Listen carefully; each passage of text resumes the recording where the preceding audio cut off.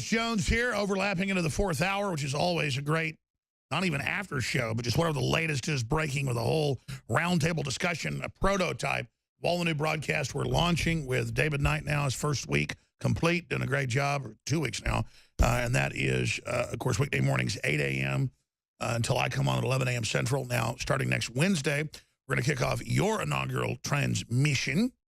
Owen, it's going to be a big roundtable discussion and very powerful, 3 to 6 p.m. Central, and then just more is going to get added. We've got a few more callers I'm going to hit. Jack Posobiec is here with us, but a lot of good news is happening. Bad news for folks down at the hurricane, gas shortages, some dead folks. The death toll's up like 15 now. But to see folks come together was really great. It just flies in the face of the media and Hollywood and this total division they've been pushing to put all the minorities under their globalist control and then to submit whites to globalist control as well. That's blowing up. But Putin's come out and warns North Korea's situation on the verge of large-scale conflict, close quote. That is really big news. So I want to ask Jack Posobiec before we go to these calls, Anno and Schroyer, as the Wolf says in one of the good films that Quentin Tarantino's put out, Pulp Fiction, when I say good, it's very entertaining. You know, when I think they've gotten home safe, he says, let's not start celebrating a little too much here. He says it a different way. What should we be worried about right now? Because we're in the thick of battle. Every time it looks like we're going to lose, things turn around. Gosh, Hurricane Harvey, we're sad it happened, but God sent. Owen, what are you most concerned about?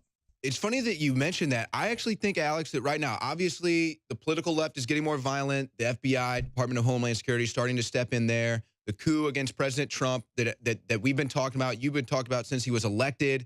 More people are pointing attention, calling attention to that. Well, we better. They're on TV saying they're getting ready to do it. But and then we're not supposed to be kooky and say they're saying it. Of course it's extreme and crazy. They're saying it. I'm not saying it. They're saying it. I got to be honest with you, though, Alex. With all of this madness going on, I think the big story, actually, that's going to end up being here in the next 2 weeks, I think Hurricane Irma is going to devastate America again. Yeah, if you show the tracks, most of them go across southern Florida, right into the Gulf of the hot water, and right into Louisiana or Texas again. So there is a chance that Hurricane Irma can come up and hit the exact same spot that Hurricane Harvey hit. Now, it could go up the East Coast higher. It could end up staying south. But right now, there is a chance. And so with all this madness going on, I think what we're going to see again, just like we saw with Hurricane Harvey, America's going to come together. America's going to show its true colors. All races, all colors. Because remember what they did with Bush, and he kind of let him manipulate him. And then with Obama, would just ignore the hurricanes because he didn't want unity. That's why he wouldn't go do it. But with Trump, they just, I mean, with Bush, they just attacked it, and then the Fed sabotaged it. But then with Obama, he just wouldn't even show up because he didn't want to have the unity. And now we know they're so scared of the unity. And it shows. And you have the powerful images, the powerful videos. Guys, show Irma's track. Just go to the National NOAA Weather Oceanographic deal and then show possible tracks. So that's where it currently is and where it's going to be. But let's show just search engine at NOAA it's possible tracks, because all the there you go. A lot of the tracks go up the East Coast, which we hope it does, up into the middle of the North Atlantic. But a lot of them go right into Florida, right into South Carolina, North Carolina, Georgia. But a lot of the tracks have it going right into Mississippi, Louisiana, or possibly into Texas again. So what happens? You have leftists and Trump haters complain Donald Trump didn't give enough money to Hurricane Harvey. He donates $1 million of his personal money to Hurricane Harvey, and people go online on Twitter and they complain, oh, why didn't he give more? He could have done more. Even though liberals are 9 times more likely, according to major Canadian and British studies, to not give money. It's crazy. The studies found the same numbers. They give no money to Harvey, and then you have CNN who goes... No. Linda Sarsour gets the money and directs it to her liberal groups that none of it to aid. I can't even... So, you know, what's worse than big churches not opening their doors? Well, it's actually taking money and not giving it to them. That's why I didn't even do aid stuff, because I don't even know how to get the money and then get it to the right group. I don't even want to touch it. It has to be direct. The direct aid is usually the best to go. But then you have we sent trucks down. We sent crew down. Yeah, exactly. But then so what does CNN do? CNN goes out. They stick a microphone in this woman who's hungry. She's got her kid. They're wet. And what happens? CNN gets completely rebuked. This woman's like, why do you have a camera in my face? Get that microphone out. She's in line freezing, wanting food after days. So unfortunately, Alex, even though we've got all of this madness, all this political madness, all this chaos, the constant news cycle, every day it's something, we're trying to keep our finger on the pulse. I think, again, God is going to remind us that that we are still ants on his planet. Well, Martin Luther King exactly said, "Just the universe bends towards justice." Jack Posobiec, the good, the bad, and the ugly. But since we have so much positive news, we should probably look at where do you think the enemy is going to strike back? Well, Alex, they're going to continue with this deep state stuff. The Comey is their end game. They're going to have Comey bring out some completely trumped up charges, pun not intended, but there you go, on President Trump. They're going to use this to go after him. They're going to be shaping our intelligence assessments, and they're using that to filter the information that's getting to Trump. And so that's why one of the big stories that I was breaking today on my blog that I put out is that there is a new group, believe it or not, of veterans, of intelligence agents, of law enforcement agents, people that were essentially members of the deep state, but these were white hats, not black hats. They were patriots that formed together that said, we were going after our enemy, we were going after the terrorists. 2015, the New York Times reported this stuff. 50 of them spoke forward and said Obama is shaping and distorting the intelligence assessments on ISIS to make it. We already saw the real deep state 5 years ago refuse to be al-Qaeda, ISIS's Air Force, and make a deal with Russia to take them out. So when they say there's Russian collusion, the real collusion is with our military and the Russians taking out radical jihadis.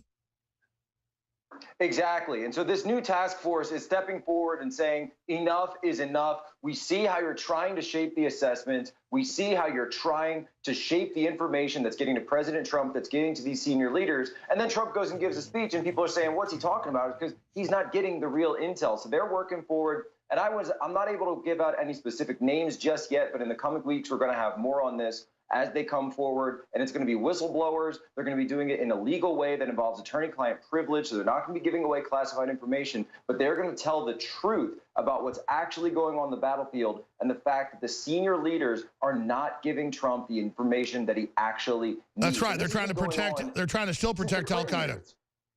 Yeah, this has been going on. Perfect example. It going all the way back to the Clinton years when they were trying to prop up al-Qaeda, and this goes back to the CIA's original support for al-Qaeda against the Soviet Union in the 1970s and the early 1980s when they were in Afghanistan, the Mujahideen, the fact that CIA and agency assets were fully behind that, the fact that bin Laden essentially was funded by these same organizations. Now, these are people that are patriots that are stepping forward and saying enough is people enough. Like Colonel Schaefer, who did it day one when they wouldn't let him kill him. Now, Schaefer was on yesterday, and he said, look, Alex is being a bit dramatic, but he stands by it. They try to kill Trump. Our enemies worldwide will move against us.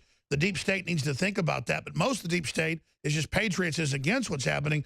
People need to understand that, but we'll put Colonel Schaefer's tweet up where he retweeted where I said, emergency, Colonel Schaefer confirms treasonous plan to assassinate Trump. Well, he did agree on the video there's a plan. Hell, they're on TV saying it. I'm not the radical saying it. It sounds radical when I report it, but I'm simply reporting that reality is stranger than fiction, Jack. So we've got to point out that they're trying to organize the coup in public as a confidence game. Why do you think they're being so bold? Alex, they're being so bold because they live in a bubble. They live in an information bubble. And this is actually something that we can use to our advantage. Because in their information bubble, they still think that they can have the power and influence over the American people, over the narrative, and over the information environment that they used to enjoy. So they're narcissist power trip yes men that were given their power by other kleptocrats, and they're actually a bunch of delusional losers. Yes. They think that if they say it's so, they can say it's so. They think if they say, well, Trump is evil, we have to get rid of Trump, we have to get rid of Trump, that people are just going to nod their heads, go along with it. In fact, Dan Rather, exactly as you pointed out earlier, the crazy stuff that he's been saying. This is a guy who's been convicted of, not convicted, found guilty of putting out fake info. Yeah, the fake info, the fake documents that he put out during the Bush time, right before the election. Yeah, he produced fake documents. And reported it.